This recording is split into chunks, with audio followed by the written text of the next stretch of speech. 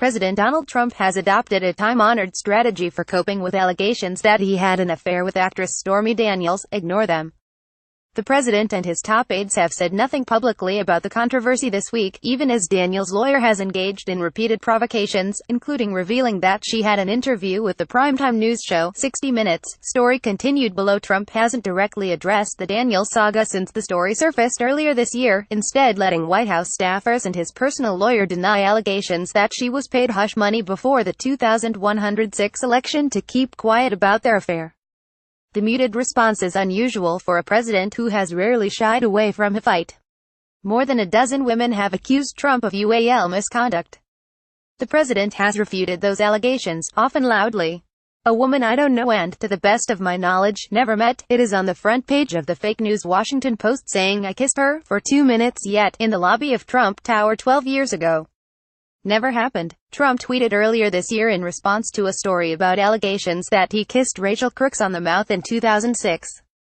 During a 2016 rally in Florida, Trump publicly denied that he kissed a former People magazine reporter who wrote a first-person story about their 2005 encounter. "Take a look, you take a look. Look at her words, you tell me what you think." "I don't think so," he said. "By signing up you agree to receive email newsletters or alerts from Politico.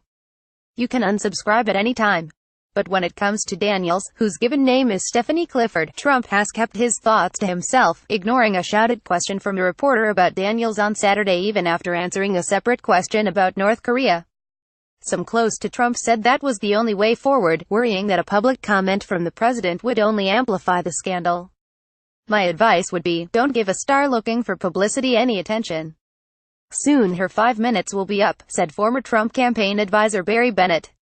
But people close to the president privately wondered whether Trump, who has a long track record of dealing with stories on his life published by his hometown New York tabloids, will erupt on Twitter or in another public venue after the 60 Minutes interview airs and headlines about it dominate cable news.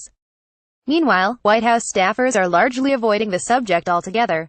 White House officials contacted by Politico this week refused to speak about the fallout from the Daniels allegations.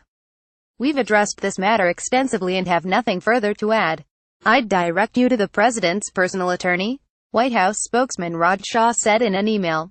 Trump's lawyer, Michael Cohen, did not respond to a request for comment on this story. Daniels claimed in a 2011 In Touch Weekly interview, which the magazine published in February, that she had a UAL relationship with Trump beginning in 2006, shortly after he married Melania Trump and around the time their son, Barron, was born. Earlier this year, The Wall Street Journal reported that Cohen paid Daniels $130,000 just days before the 2016 election. Cohen later said the money, paid through an LLC, came out of his own pocket, and he has insisted that he was not reimbursed by the Trump Organization or Trump's campaign. Even as Trump beefs up his outside legal team to combat Daniels' allegations, additional damaging stories are coming to light. Late Wednesday night, CNN and The Wall Street Journal reported on documents that appeared to tie the effort to silence Daniels to the Trump Organization, despite repeated efforts to distance the president from the $130,000 payment. Arbitration documents filed in Orange County, California, list Trump Organization lawyer Jill Martin as a representative for the LLC, Essential Consultants. Martin has said the Trump Organization was not involved in the issue. Daniels has hired a lawyer, Michael Avenatti, and has filed a lawsuit against Trump in a bid to nullify a non-disclosure agreement meant to keep her from talking about the alleged affair. Through Avenatti, Daniels offered earlier this week to repay the money in exchange for being let out of the non-disclosure agreement. Last week, Avenatti tweeted out a picture of him with his client and Anderson Cooper, who had conducted the interview with Daniels for CBS 60 Minutes.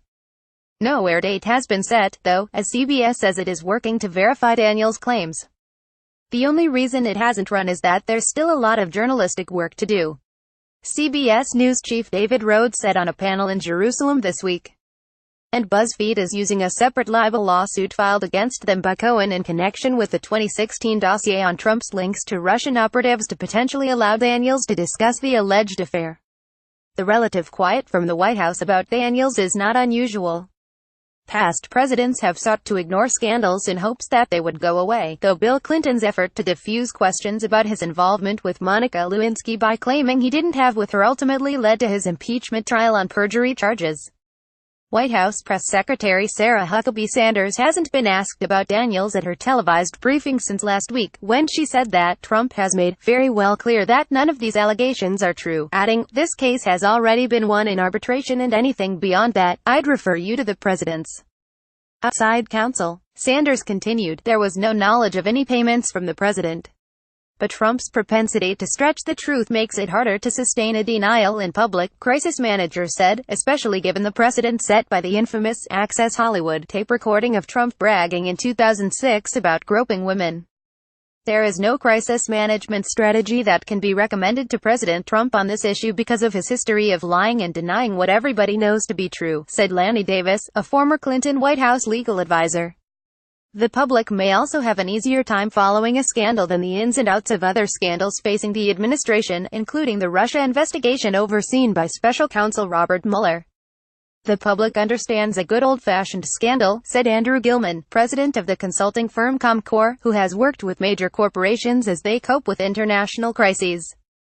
Gilman added that Trump's team needs to get its story straight before more revelations come to light. "At this point, if I'm the White House," he said, "I'd put everyone in the proverbial war room and say, who knows what, and get all the facts on the table." Darren Samuelson and Jason Schwartz contributed to this story.